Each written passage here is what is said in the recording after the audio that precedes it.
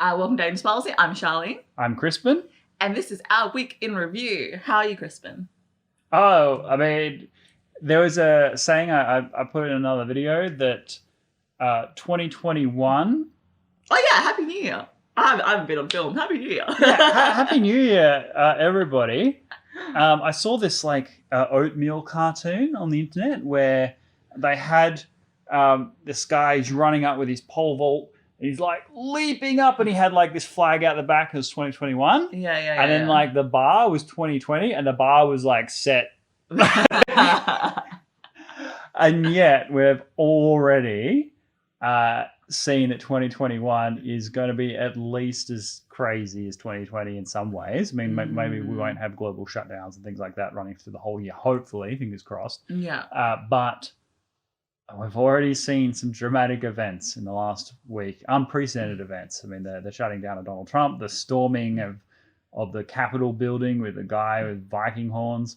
Yeah. I remember waking up that day. I think, and you're like, I know you said, I better do a video today. I'm like, what the hell's happened? Jumped on Twitter and I was like, Capitol raid. I'm like, I don't know. I was like, I can't believe it's happening, but I'm not surprised. Is that weird to say? Like, yes. I mean, it's not surprising at all. Let's. But okay. Go on. Well, like, how much of this is being blamed on Donald Trump?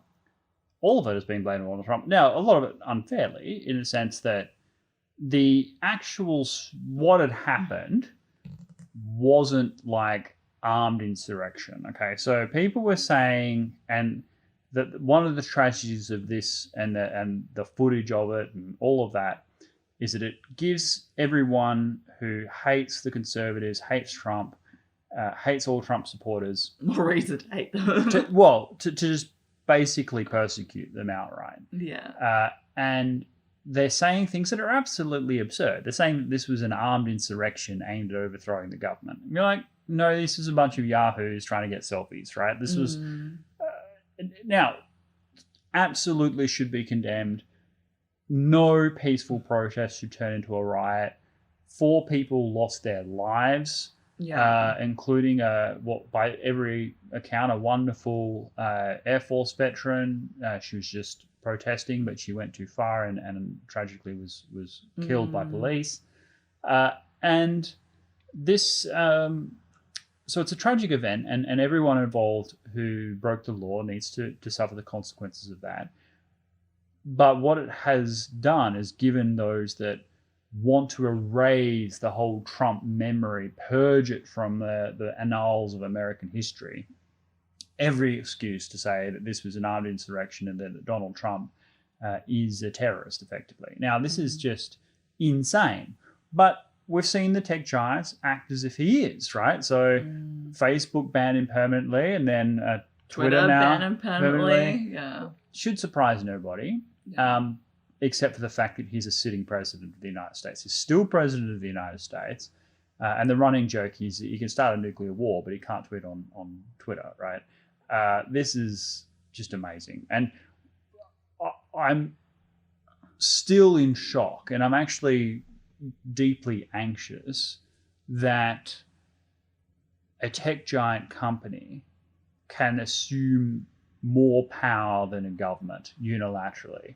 And what's even worse than this, even like, because you can get a tech giant drunk on power. I can imagine Mark Zuckerberg as kind of a Bond villain. You could see this happening, right? But the fact that the establishment itself, mainstream media outlets around the world, the sound of the total suppression of individual sovereignty and freedom of expression isn't outrage, it's, applause. And that's how true democracy dies. And when all these people, I mean, there's this guy on Twitter who I've met a couple of times. He's a nice guy in person. He's sort of a TV personality. He was tweeting at me. He was like, what do you think of, because, Trump is like the worst president ever. I'm like, look, Trump has actually got a lot of good things to his name in terms of peace in the Middle East, no new wars, middle-class pay rises, quietening down of tests and nuclear tests in North Korea, all of that sort of stuff are things that Trump can point to as real achievement, not even incidental, like it just wasn't during his watch. Like a lot of this was his administration. These are real achievements, but they will always be answered by the fact that his supporters stormed the Capitol building and he refused to concede the election. And the legacy of that. So this guy is saying, look, if you're still defending Trump with this, and I wasn't defending Trump, but I do defend his supporters and I do defend his movement. And I'm really nervous with his movement, of the Stop the Steal movement, that particular movement. That just is making me so nervous looking back at those photos and those articles that's covered. Like, I can see where your friend has come from. Well, that's a small minority, and I totally agree that Trump took this too far. He took it much too far. And we all kind of apologized a bit for it at the time. So when Trump lost initially, it was an unprecedented way in which he lost. No person has won both Ohio and Florida and not become president of the United States. So this is unique. He was way ahead on all of the tallies in all the swing states like Wisconsin, Michigan, Pennsylvania, at the time the counting stopped at 4 a.m. in the morning, right? So he was way ahead. And then all of the postal votes were basically dumped and suddenly Biden jumps ahead and wins the election. So from Trump's perspective, it did seem like something had happened that had never happened before. And also, like, Joe Biden basically ran dead, right? You didn't see any massive rallies. You didn't see him hard on the campaign trail. It was basically hidden by the media, protected by the media with Hunter Biden stories and all of that sort of stuff, utterly suppressed by Facebook and Twitter. And so all of that stuff was helping Biden. And yet Biden still got more votes than Barack Obama ever did. And I remember when Barack Obama was elected, that huge wave of enthusiasm, people turning out to the polls for the first time. So the idea that Joe Biden could get more votes than Barack Obama to win seemed dubious to Trump.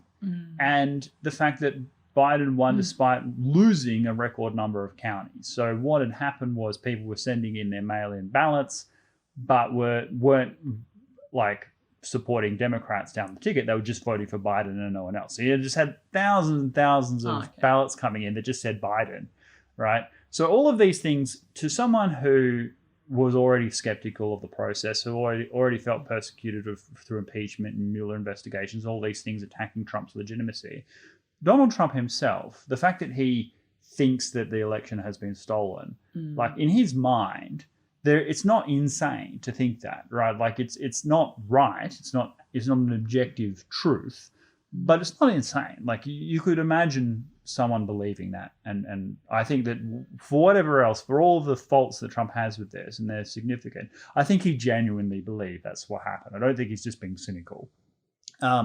But he did take it much too far. And where... people spent time recounting the votes, then they went to court. Like, it's not like people have not, Well, here's one area where it is a problem, right? So because of the pandemic, many states, including critically Pennsylvania, changed their rules at the last minute to say that even ballots that come in after the vote polls had closed within 3 days will still be counted. Okay, so this is the one thing that was probably the wrong thing to do. So if you have mail-in voting, early voting before the poll, that's fine, right? You vote before the polls close, and that's okay. Yeah. And record numbers of people did just that. But if you have an allowance to say, look, there might be a delay in the mail, you don't want people to miss out on their vote just because it came in a day late or something like that. Well, there's a big problem with that, because what it means is you can sit there on the tally watching the votes come in. You've got your postal vote in front of you and you go, oh my goodness, Biden is losing. I better get my vote in, right? Now that is outrageously dangerous. It's legal in this case. Like, it wasn't like a steal. But it was very bad form because it does allow someone to make a decision not based on, turning out the poll by this time, but watching the count and then deciding whether or not they'll vote. That is really uncool, right? That could really hurt an election. So that's a legitimate criticism, but Trump took that way too far, of course, and he didn't respond to it as well. Like, because this decision had been made a while ago, the Republicans could have done something about it then. They didn't. Yeah. They waited until the votes had come in and it was all too late. So they did. Now, was there anything wrong with Trump contesting the results? No, there's nothing wrong with that. Like there is contested elections all of the time. There was George W. Bush and Al Gore had a contested election, very close election. But I think Al Gore bowed out with class. Well, that's like he bowed out at the right time, which is when the Supreme Court made the decision, right? And that's when Trump should have bowed out. So as I said before, that the last moment Trump had to bow out honorably was when the Supreme Court had decided there was no case to answer, right? At that point, Trump should have said, look, Supreme Court have made their decision. I totally disagree with it. That's, I think we've all been cheated, blah, blah, blah, blah, blah. But they're the constitutional umpires. They've made their decision, and I respect that result, and I wish Joe Biden all the success as president. That would have been that last time to do that. By basically defaming the Supreme Court when they said, oh, they're all a bunch of whatevers, right? And we're still going to try and fight this. Well, and he recruited so many justices on the Supreme Court. I know, absolutely. A full third of the Supreme Court bench were Trump nominees. It was ridiculous, and I think that's really going to tarnish his legacy. None of this excuses what Facebook and Twitter have done, which is what they always wanted to do, which is to deplatform a president. It's terrifying that they can do this. I don't think there's any situation that justifies that action. Certainly not a riotous protest in the capital city. I mean, the only thing I think of in terms of way forward for social media, and I've taken steps, is to disengage. Like, not rely on social media as my outlet to, for news, go do my own research, even if it takes a bit more time. Because the less eyes and attention they have, the less power they have, right? And then I think there is different platforms that are popping up, different social media platforms that encourage free speech, encourage, critical thinking. But I don't know if, at the moment you say, there was one platform, but it's more concentrating on conservatives at the moment, because that's where everyone kind of got banned and moved. Yeah, this is one of the great ironies. So what we're talking about is Parler. Yeah, that's it. And one of the great ironies, so people are now talking about Parler as the hotbed of white supremacism and all this sort of stuff. Now, of course, it's massively overstated. If you go to Parler and you read the messages, they're very anodyne, straight down the line conservative stuff. You don't have, any kind of racial supremacy stuff there at all. But the problem is that they say all this. They say, all these conservatives who are being held to account for all of their incitement and stuff, they're all rushing to this platform. Well, it just tells you who's being deplatformed, right? Like, the only reason it's filled with conservatives is because Twitter and Facebook have gone drunk with power on the other side. I remember a discussion with Joe Rogan, Tim Pool, Jack Dorsey, and his senior trust and safety person. This was a kind of a podcast. Yeah. And what Tim Pool had said, he put it probably less concisely than I'm about to, was that if you have a set of rules that say you cannot be conservative, then typically it's going to be the conservatives that break those rules, right? So what Twitter would say is they apply their rules to everybody equally. Now, that's not true. It's patently, observably, verifiably false. They don't apply those rules equally to everybody. But let's say they did. Let's say they had rules and they applied them to everybody. A utopia. Well, It wouldn't be, because their rules say thou shalt not be a conservative, right? If you have a rule that says, I mean, it's not what specifically they say, it's about trans issues and things like that, like things that are conservative positions are not allowed to be said, right? Yeah. Now, if you have that as an ideological mandate, then of course it's the conservatives who are going to fall afoul of those laws, right? Just if you were to say you cannot pray to anyone on Twitter, well, of course the religious people that are going to fall afoul of such a rule, right? So they have these rules which they don't apply fairly, but even if they did apply them fairly, they're prejudicial rules. And thus are inappropriate for a free speech platform. And as a consequence of that, people have been deplatformed and have to take up their space on Parler.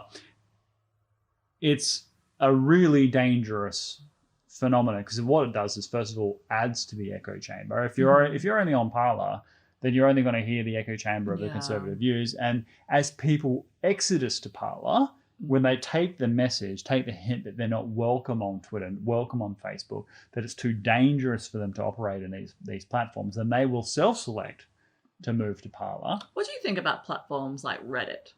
Because they have small echo chambers, but you can be part of multiple. I am not particularly familiar with Reddit. Like I only go on there for like as a search result. Like if I'm looking for an answer to a particular question. So I'm not. I've heard that it's changed a lot over time, but I don't know enough about it to comment really on Reddit. I think. I mean, most of it's left leaning, but there are like pockets of conservative, and they don't filter and as much actually. And it's kind of all like moderated by other people within that community. So it's, Reddit is not responsible for that. But yeah, I don't know. I think if everyone has an idea in terms of like social media platforms that they're comfortable with, like I'd be interested to hear about it.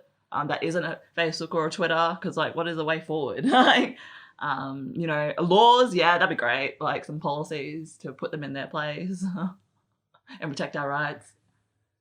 Yes, we are descending into true civil strife, because those things, like the core problem in our society is division, right? Like in the West, that's the at its essence, that's the biggest problem. We have two different sides. We've got multiple sides, two main sides, and they're totally irreconcilable. They're not interested in finding a bridge. And everything that is happening right now is pushing them further apart. So in social media, you're suppressing voices. You're using the enormity of the powers of the internet and the technical age to prejudice against individuals. So like I said before, people are losing their access to bank accounts. They're losing their access to credit cards and mortgages, all this sort of stuff. Things that are just a part of everyday civic life. The ability to get on trains, the ability to buy air travel. And we criticize the Chinese social credit system where the government decides all of these things. But now it's just ideological, like groups of very powerful Silicon Valley tech giants doing the same thing. Yeah. And then what we have is those people who are being prejudiced, who the media won't say they're being prejudiced. They'll call them all white supremacists or whatever, no matter what their race is. They might be Asian or whatever. They're still white supremacists in their eyes. And then they go to their own platforms, things that are pro-free speech, that weren't set up to be conservative echo chambers. Like Parler Parler is offering all kinds of financial incentives for progressive YouTubers who have large followings to move to Parler because they want more progressive voices in there. They just happen to be a free speech platform. Yeah. And thus, those conservative voices who have been suppressed elsewhere are self-selecting to go there. So what we're having is these echo chambers build up that are even more intensifying. So we've got this self-sustaining cycle, and eventually something's going to break. And this feels very much like Westeros. Like, I don't know if you guys at home watch Game of Thrones or read the books, but one of the core themes of that story is you have all these families vying for power in Westeros while these big challenges are arising from the East and West, and they're basically being ignored, even they're an existential threat to everybody because of their petty fighting internally. And I see that with China, right? Like China if there's any country that in the world that is really enjoying 2021 so far, it's the People's Republic of China. Absolutely. Right. And they just say, I saw this wonderful meme online. I mean, it was heartbreaking, but admittedly it was funny.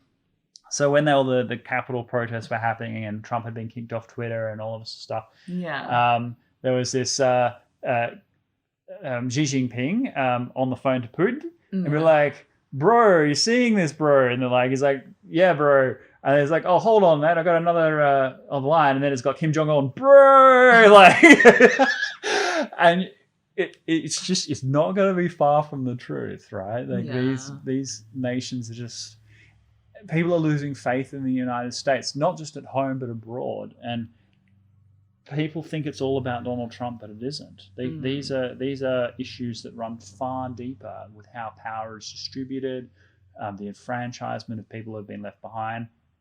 If you're in the United States and your local factory, like you live in West Virginia or something, and your local factory has disappeared, you have no hope. I mean, your student debt is absolutely backbreaking in the United States, like totally out of step with the benefit that education is supposed to confer both on you and the state.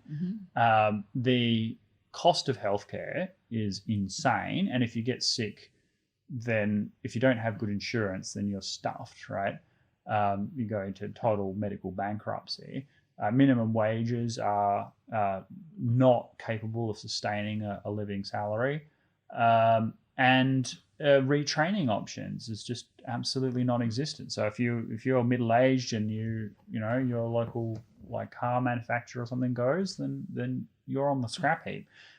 So social mobility in the United States has become completely ossified, and these are the masses that have been forgotten. But not only are they being forgotten, they're treated with absolute scorn by these coastal elites, the New York Times, the Washington Post. That's where the learn to code kind of meme happens. So for a while they're like telling all these middle-aged people to learn to code, right? When they were getting like kicked off the lumber mills and the coal mines and all that sort of stuff. And all the mining bans and all that sort of stuff. They're like, oh, well, we'll teach them to code. And like, yeah, that's great. So when the journalist companies, when the media outlets online started to tank, all the BuzzFeed sackings and everything like that, particularly at BuzzFeed, who did promote the Learn to Code thing, one of the trolling things that the conservatives did, we were like, oh, journalists, that's okay, just learn to code. It was a really mean response. I don't think that anyone should do that when they've lost their job and so on. But I could understand like that animosity. And so the United States is very, very unwell, and things are getting worse and worse and worse. And the idea that but Joe it's also Biden, to the United States, though. It affects all of us. Oh, tech censorship affects all of us. Like, absolutely, and you can feel it here too. Oh, totally. But I'm not. I'm almost kind of beyond.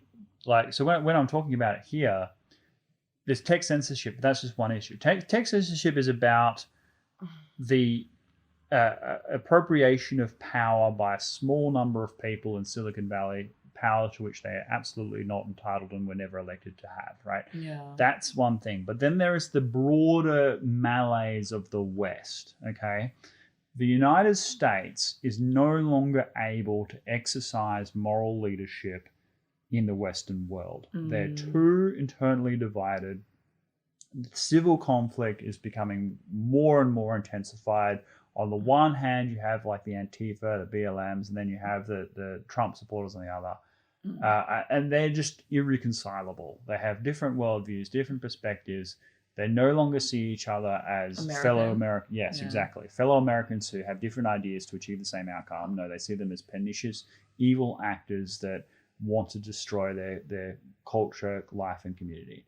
And when you have that, then unless you have some unifying external force, very hard to break down those barriers. We almost thought we would have that with the pandemic. The pandemic was just totally indiscriminate, and everyone had to pull together to make some sense of it. But very quickly that broke down. The pandemic was treated like everything else, another partisan kind of lens to attack each other. Well, it affected communities in different ways, right? Disproportionately, it was older people. Yeah, like and those, in social class, like those who quickly unemployed, like became quickly unemployed, like they had nowhere else to turn to. Like, it affected those at the poorest, to be honest, more than those that live in Silicon Valley that became. Yeah, if you can work remotely and you make millions of dollars as a tech giant, the pandemic is... You got richer. You got richer. Absolutely did. Everyone was spending more time on the computer. And the billionaire... This is another problem. The billionaires in the US have made absolute eye-watering sums of money during this pandemic, like hundreds and hundreds of billions of US dollars, while the rest of the world economy has tanked. That's just insane. And even before that... Like during the Obama years, 95% of all new wealth went to the top 1%. So we're already on that curve of where the bottom were just dropping out. And that was even greatly accelerated. And just in the last 24, 48 hours, Elon Musk has officially become the world's richest person.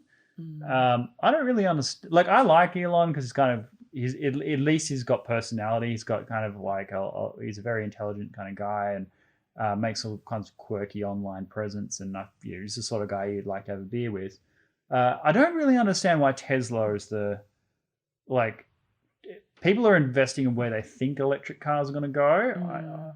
I don't think that his wealth is quite justified, but that's just my personal opinion. I think that the stocks he has are overvalued.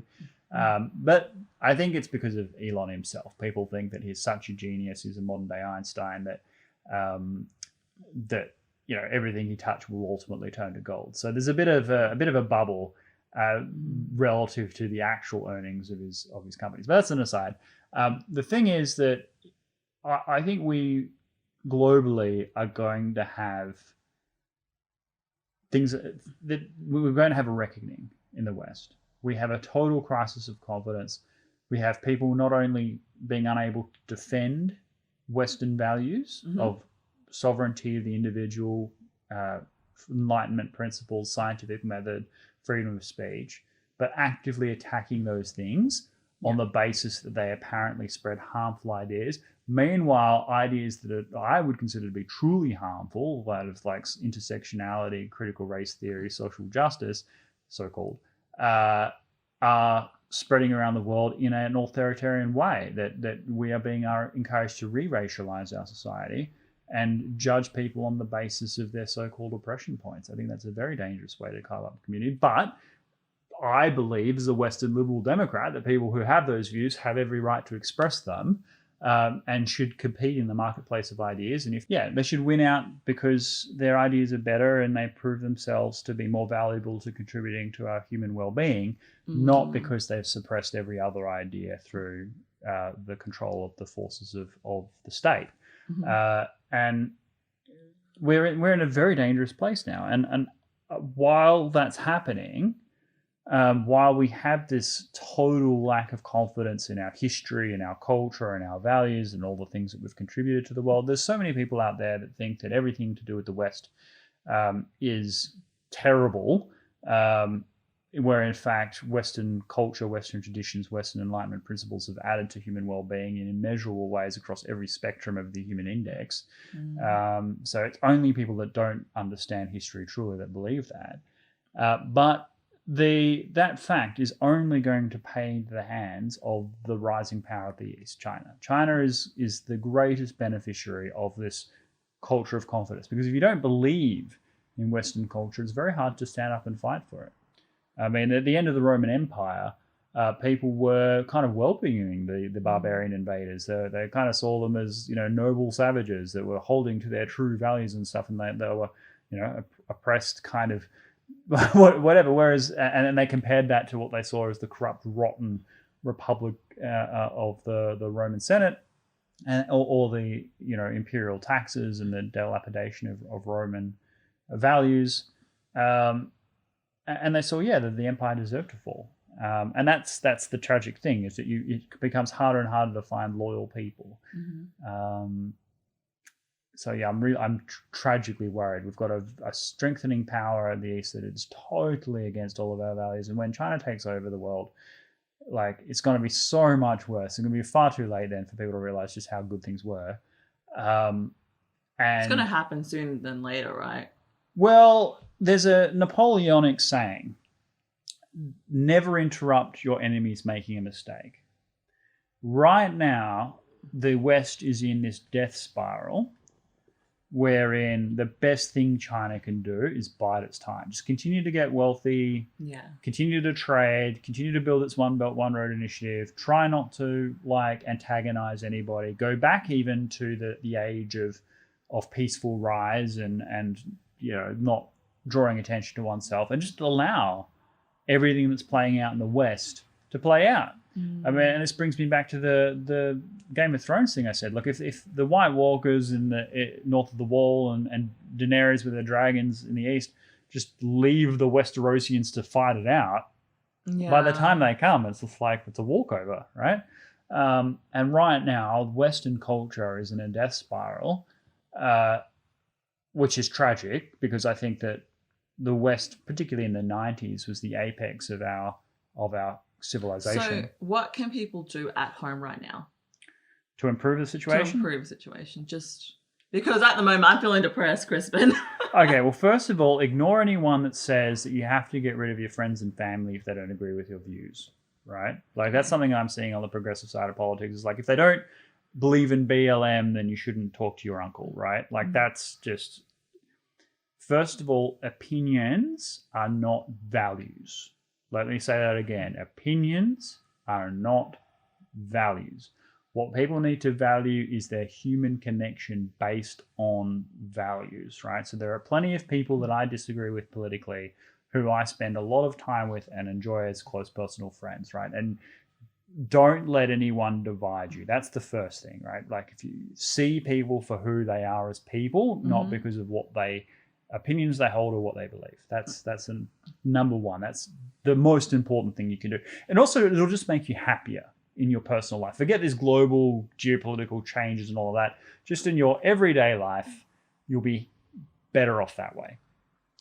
Secondly, realize that the differences between the tribal groups are not as big as people think. Like, the people who are progressives in the United States genuinely believe that they're trying to overcome historical injustices and they're trying to make a more equal, fair society, right? And that's a totally laudable goal.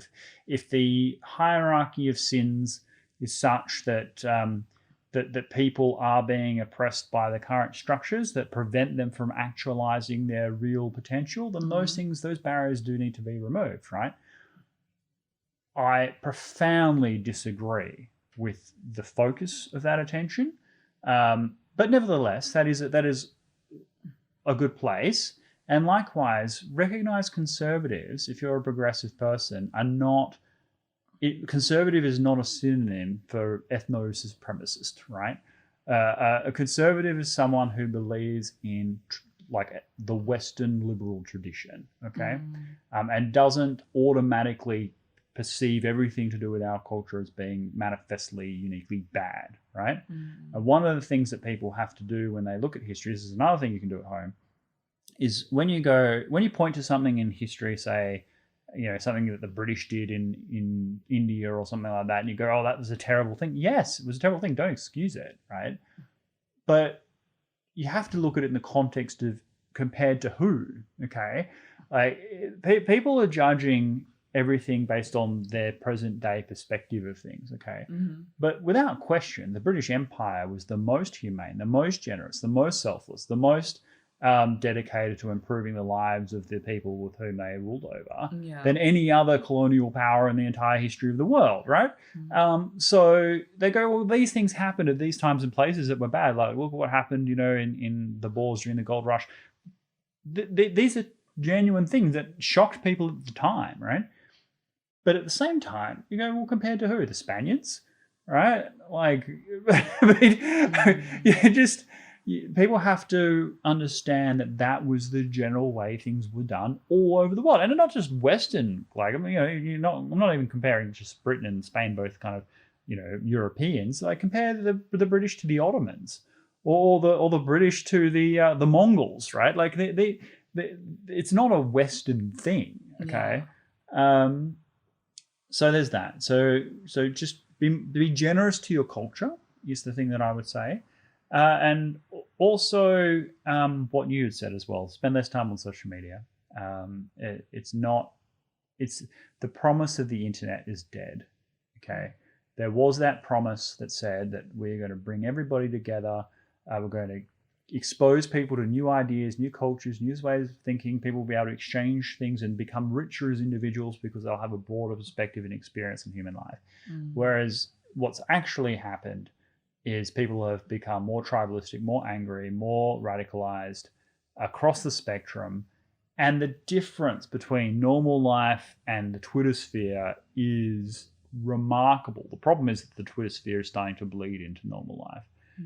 So the internet has become quite toxic. So spend less time on social media. You're way happier as well. I took a break, right? And I wanted to see, I don't know how many friends actually watch this or listen to this, but yeah, I'm off Instagram. I tried Twitter because you asked me about that, but I'm not engaging in it. And I want to know how many of my friends actually notice I'm gone. So we'll see.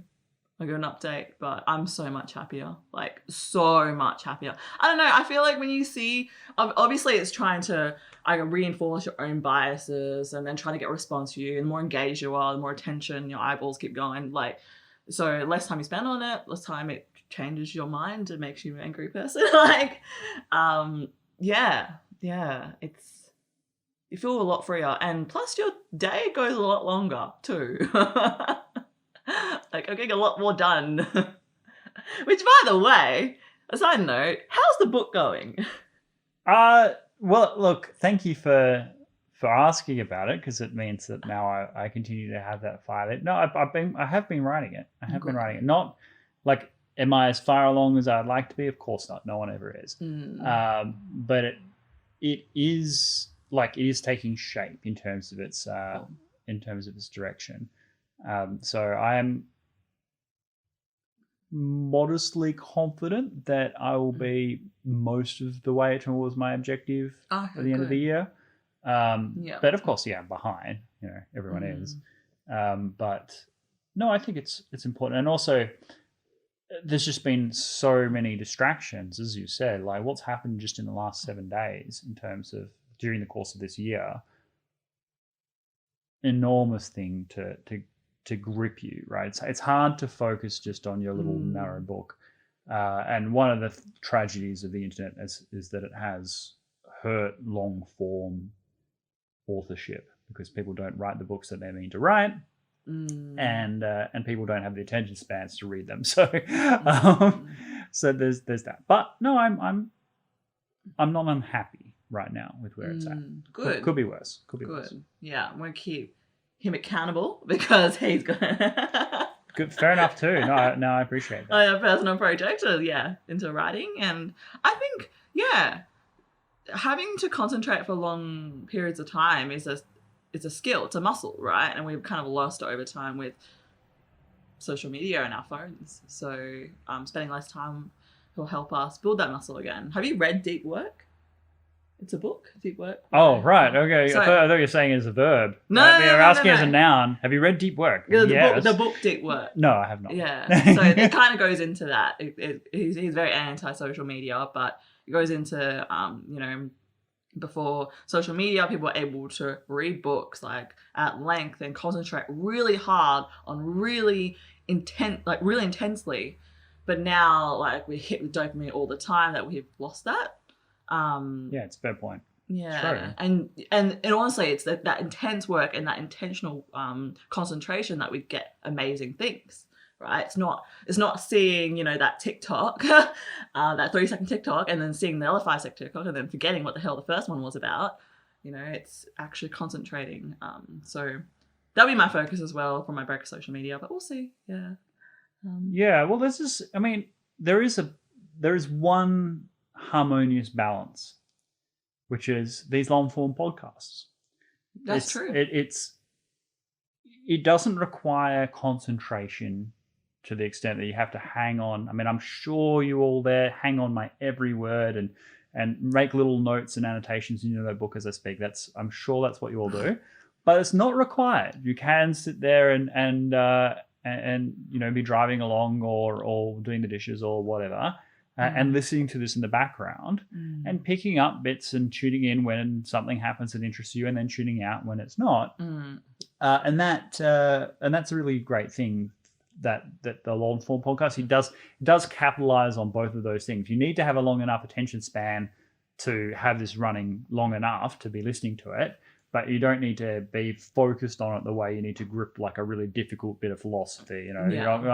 You don't have to sit there like contemplating Wittgenstein for like 3 years. You can just have it there as ephemeral background noise, and still get something from it. So there is that benefit. But otherwise I totally agree with you that, I'm really at that stage of saying young people today. But there are young people today who have never read a novel, right? Just because it's too long. They don't.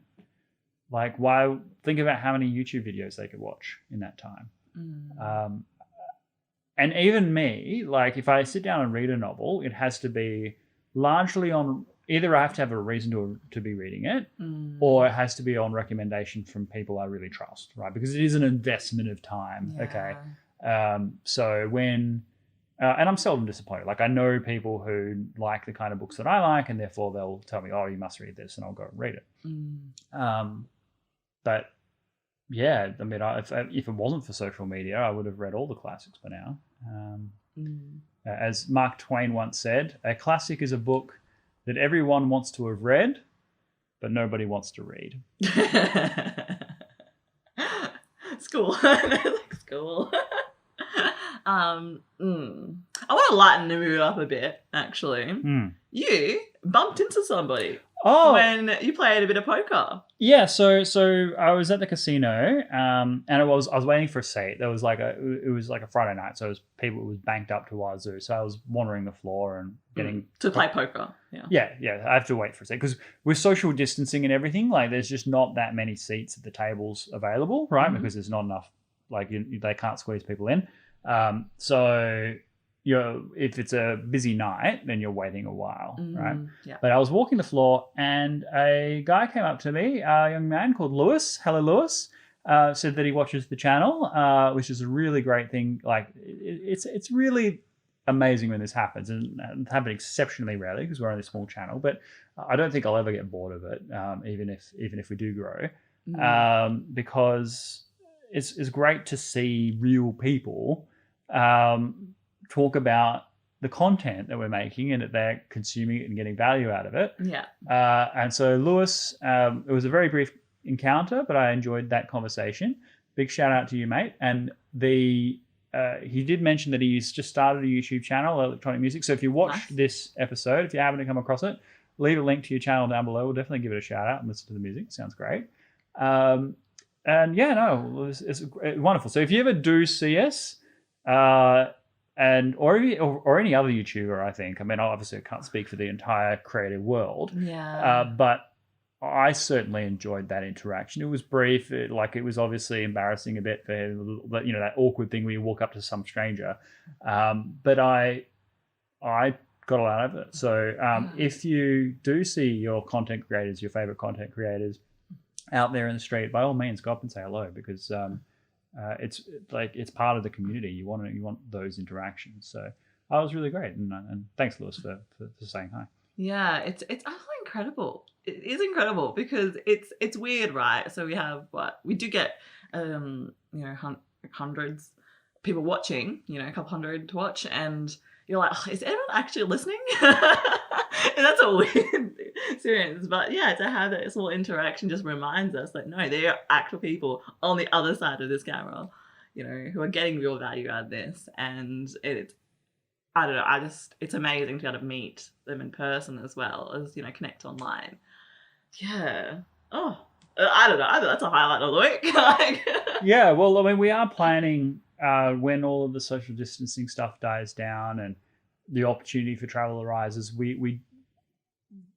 mean, things could happen. This is early days. This is just the thought bubble at the moment. So please don't make plans. Because borders go up, go down, up, down. But we would like to get to Lithuania and meet some of the people over there that watch this channel. And I certainly miss that country, so that would be good. And there's a lot of we have a lot of goals for this year. We want to get to our 1,000 subscribers by mid-year, was it? Yeah, was that the plan? mid-year. And I think at that point, then the community will be still small, still growing, but will be large enough to be able to do some other things as well with the community events. So maybe have live chats and things like that. And that way we could actually get that to and fro. I'd love to see people's questions pop up and, comments and things that we can read out and have this kind of interactive experience, which I just don't think we're there yet, but we will look forward to that, and we will set up those kinds of interactions so you'll get to know us a bit better and we'll get to know you, more importantly. Exactly. Yeah. So I've got Charlene watching a television show. Oh, yeah. And we will be doing so. I've got to find a way to do this so it doesn't annoy all the people that watch our program for all the political content and worldview interpretation, all of that. That we are going to have a series reviewing Star Trek Deep Space Nine, right? Which is an old series now. It was during the 90s, but I think of it as being the kind of pinnacle of our Western cultural creative tradition before the massive decline set in the 2000s and beyond. Before the internet was ubiquitous everywhere and before social media and all of this sort of stuff, this was the last kind of great serialized show that captured the social zeitgeist in terms of being allegorical for what was happening in the real world with amazing and rich characters without this mass mob of people injecting themselves into what should have been creative control. So, for example, there are strong female characters in the show, but they're not strong female characters to tick a box or to demonstrate virtue signaling and pander to various market groups. They're there because they were very well written characters, and by all means not perfect characters. They have immense flaws and tragedies and issues and problems, but also a heroic story and a powerful character arc, exactly the way a strong female character, so-called, should be written, and not because a focus group said so, but because it tells a really good story that appeals to everybody, respective of your gender or background. Yeah. The actual plot of Star Trek Deep Space Nine. So Deep Space Nine had its own production ills in the sense that at the time it was at the height of the Star Trek franchise, where you had Star Trek: The Next Generation, which had just exploded in popularity as bringing Star Trek back to the forefront. You had movies starting to come out again, and then you had Star Trek Voyager, which was also really popular, and squeezed in between them, but also running at the same time as these shows, kind of overlapping them, was Star Trek Deep Space Nine, which was a different beast because you didn't have everyone going off on grand adventures around the galaxy. It was all based around this space station, and there was sort of things coming and going from there. So people were kind of like, well, how is this Star Trek? You're not really exploring strange new worlds. But in fact, it is by far the best written of the Star Trek series. And it was also the first Star Trek series that was truly serialized. That is, that you had characters that started here and 7 seasons later, they ended up somewhere else. You had full narrative of the entire meta plot all the way through the series, which was very unlike Star Trek. Star Trek was, you get in your ship, you go to a new planet, you deal with whatever crisis that's happening there, you get in, everyone goes back to normal at the end of the episode and then goes to the new thing. It was very episodic, whereas this was grand storytelling, which only became really popular in television, in my opinion, when the streaming services took off, right? So when Netflix and HBO and all of that came around, well, then you could have those big narrative stories because people could binge watch them. You can sit there and watch a whole season in a sitting. Whereas when you've got old style television where people had to sit down for their time slot and sit through ads and all that kind of stuff, it was really hard for people to follow a plot if they missed a few weeks and had to pick it up where they left off. And they're like, oh, I don't know what's happening. So that made those things less popular. So the series itself at the time got more popular as it went along because of this production value got better and the story got better and all the writing got better and their budget got better. But even through that series, it never got the popularity that it subsequently got when the internet took off. Yeah. When the internet took off, they realized what an amazing series this was. And if you watch it and you binge it, then it just becomes better and better and better. And every I watch it, I pick up new things.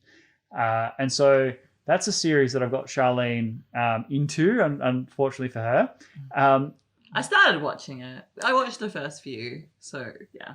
Yeah. So we're going to start doing reviews of each episode. So you'll see that come out pretty much, immediately after this week in review. Don't feel that if it's not your thing that you have to watch it. I'll try and find a way to make it more visibly obvious that this is the pop culture Star Trek review series, and not something you have to watch if you're not interested in it. But if you are interested in it, please, by all means, I'd love to hear your comments and views. I mean, there is a bit of political, commentary.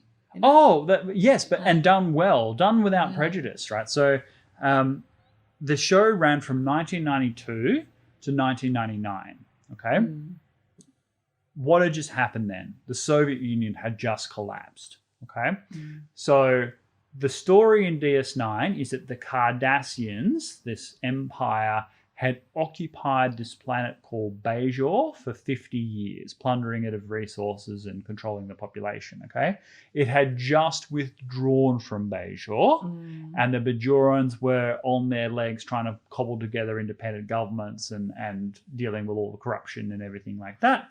And that's where the story begins. And what Bajor does is they invite the Federation in, which is the humans and the Vulcans and all the people you know and love, to occupy the space station that the Cardassians had just left, to have a military presence in their system, okay? And that would be to deter the Cardassians from coming back. Okay? And that's like a mirror image of the Soviet Union? 100%. So the Soviet Union collapses. All of the Eastern Bloc countries declare independence, right? They invite NATO in to set up radar stations and troop deployments and things like that on their territory, so that the Russians are deterred from ever returning, okay? So that's the setup. Now, obviously there are differences. We're talking about the future in space and they have their own flavor, but the changes that they make are actually better, in my view, than what happened in real life. And then the plot unfolds. So I don't want to give anything away because I don't want to spoil it for Charlene, because the plot really gets the problem. So Star Trek Deep Space Nine, one of the things about the show is it gets better as it goes along. It's one of those few series where the first season is the worst season, right? Okay. And the second season is slightly better than the first season. Then the third season is slightly better than that. And then it really kicks off from the fourth season onwards, right? The last four seasons of DS9 are just amazing, right? And that I've never really seen a series like that just continues to get better and better and better. There's no season that I like better than the previous season. No previous season I like better than the subsequent season. And you'll get a sense, I think, of what I think is the pinnacle of our storytelling achievements. Because I think DS9 is, not necessarily the best series of all time, but the best in terms of being just about the story and not about rule by committee and Disney owning everything and everything following the same formula. And the bits of the story where the studio does intervene at various points, it will become obvious to you. And I'll be able to look, that's where it was a mistake and that's where it was a mistake. But overall, that just illuminates how well the rest of the series runs. Because whenever the showrunners are doing what they are doing as their creative vision, the show is much, much better. So yeah, we'll see how that goes, and I'd be very interested to see your honest thoughts. You can totally see I'm super passionate about it. I'm just like, I don't know what I've got into. Well, and you could by all means criticize it. It may not be for you in the end of it, and that's absolutely perfectly fine. But I suspect when you watch this series and you compare it to the kind of shows we get today, you'll see what a difference in quality we're talking about here. And it's sanitized in some ways. Like it did have a time slot that was, for children and stuff like that. So, you're not going to see like horrific violence or anything like that. You're not going to see all the good stuff. But you're going but you'll get amazing story arcs. Every single character, every single actor and actress has an amazing role. Yeah. The overarching meta plot, what's happening in the political environment around everything, just gets more and more interesting. And then it wraps up at the end in an incredibly bittersweet but satisfying conclusion. And that is seldom achieved by any show, let alone a space odyssey like Star Trek. So true pinnacle, and then you'll contrast. And then what we'll do, just to torture you, after you've watched DS9, we'll get you to watch one season of any of the Star Treks that are out today. So Discovery or Picard, just one season. I don't really watch sci-fi, so this is going to be very interesting. That's the other thing about this review series. So I'm obviously a sci-fi nut, historian nut, kind of a nerd, right? And Charlene has never, as she said, I haven't even seen. I'm going to admit this. I haven't seen Star Wars. Like, yeah, I watched a little bit of the Disney stuff, but I've never seen the movies. Yeah, you watched the Disney stuff. I watched like an episode. You mean the cartoon? No. You know the Disney Star Wars of the one that came out. Yeah. Yeah. You're so disappointed. Well, it's not. I'm not disappointed. The Mandalorian. That's what it's called. Oh, Mandalorian. That sounds so bad.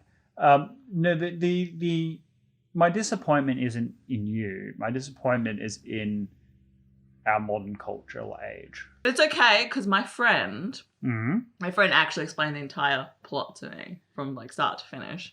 So I was like, okay, at least I kind of have an idea. I am planning to watch it. Like I will watch it. I just haven't, gone around to it. But I don't know. It's just a funny fact. Like I just love seeing people's expressions. It's Charlene's birthday coming up, so now I feel like I have a good inkling of what I might get. Oh damn. Well, I mean, like, a good excuse. Yeah. We'll get you the original trilogy, because the real Star Wars, the real one. Okay. Final thoughts. A win for the week. We are now on Spotify, so these week in reviews you'll be able to listen to in your car. Sometimes YouTube can be inconvenient, like. I don't know, with phones especially, like it just cuts off. You want to check something. So, you can listen to our at length. We're just going to trial it and see how it goes. So, I know I always listen to podcasts like on commutes, non-commutes. So, I want to make it more accessible to more people. Yeah, look, this was an initiative that Charlene really drove forward. So, thanks to her for translating these to other formats and making it more accessible, because I've been focusing very much on YouTube. Like when I'm thinking about the channel, I'm thinking YouTube. Like I'm thinking, all right, this lighting will be better, or this studio setup when we move will be this way, and these thumbnails. Like when I think about the program, I think about this. Whereas Charlene does spend more time thinking about the audience, which is kind of important, and what's convenient for them. So really important development, and so thanks to Charlene for driving that forward. Do you have any final thoughts? Wins of the week? Final thoughts. I think that I still believe, as I said last year, that this year will be a better year for most people. That once we get through this period in the United States, things will get better. Mm-hmm. The vaccine is being distributed at enormous speed. This is something that has astonished me. So by March, 90% of the Israeli population will be vaccinated. Millions of people in the EU have already been vaccinated. Mm. So that's spreading really quickly. Now, for reasons that are totally unfathomable, and this is my final thoughts, Australia is not getting the vaccine until March. So by the time the Israelis basically have total herd immunity, we will be getting the vaccine for the first time. I don't know why that is. It makes no sense to me. But we're just sitting and watching. Like, why would we need to? Well, it has. I mean, I could understand us waiting a month, maybe, to sort of see that it's been accepted because not like here's the thing about clinical trials: 99% of all adverse effects are felt within 30 days. Yeah, right? yeah. So you would know basically if there was anything unsafe about this vaccine within a month, right? And then you could make a decision then. But to plan it for not getting it until March is insane, right? Like we want the country to get back to normal as quickly as possible. The vaccine seems to be a perfectly safe, amazing innovation to allow us to do that. So why delay? I don't know.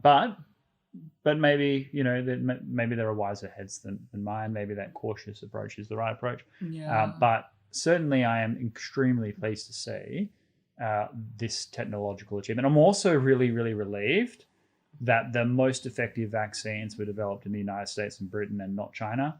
I think it's like effectiveness like 60% or something. Or maybe, I don't know. I've just looked at stats everywhere. So the different vaccines they all have over 90% effectiveness rates. Now, that is incredibly high, right? Most vaccines are not that good. And what makes them effective is enough people have them, right? Yeah. So that's a really great record. And the difference between the vaccines is basically in their storage and distribution. So some of them need to be super cool. The Pfizer vaccine, I think, needs to be stored in like 70 degrees below zero in order to maintain its efficacy. The Oxford vaccine is much, much warmer than that, still, you know, like -5 or something. But they have pros and cons, right? They all have pros and cons. And so various countries will get the vaccines that are good for them. But it still shows the fact that we've gone from absolutely new disease that no one had ever seen before with its entire own DNA structure and everything to a vaccine against that specific disease that stimulates the immune system and protects the community. Within a year is an unprecedented scientific achievement. So everyone involved in that research, hats off to you. Everyone involved in the clinical trials testing to make sure it was safe. Amazing, amazing work to do it in this time. And a truly great thing that shows that despite the malaise and crisis of the West that I've been referring to throughout this video, we can still achieve great things in the West, things that could not be done in the same degree in other places. So congratulations to everyone involved, and I'm really looking forward to getting the vaccine myself. All right, that's all the time we have for today. If you found value in this, please like and subscribe. Comment any questions down below. Crispin's happy to address them. I'm happy to address them. Oh, yeah. Sorry. And just before we go, people have been complaining that it's happened a few times now that the messages have been deleted on the YouTube channel. We'll talk about this again. We don't delete messages. We're a free speech channel. Obviously, if it's spam, if you're advertising, you know, like adult material and stuff like that, then we might delete it. Like it's not related, not related to the channel. If you're going to be like harassing someone else on the channel, just like persistently, not that I've ever seen it, I don't think we will.